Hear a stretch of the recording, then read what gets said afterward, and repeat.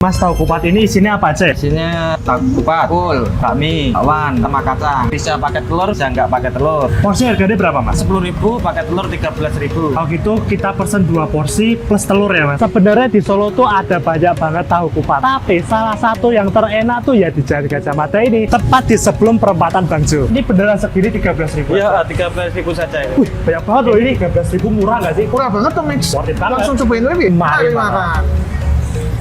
Bakwan sama tahunya. Mari makan. Jadi ini tuh emang tipe makanan dominan manis berasa gurih. Terus kondimen-kondimen di sini tuh fresh ya, dari kupat, mie, bakwan. Kita cobain bareng aja gimana? Mari makan. Aku setuju, Mike. Ini tuh enak. Dia tuh gurihnya gurih bawang dari kuah umami yang mantep dan strong banget. Tapi kita ono sing kurang ya, Mike. Berapa? Iki kurang pedes. Loh, tambahin bon cabe wae ini loh. Tadi kan kita sempat beli pasti, Bos. Oh iya bener ya. Kita taburin bon cabe level 15. Nah, iki lo baru mantep ya, Mike ya. Yoi. Mari makan.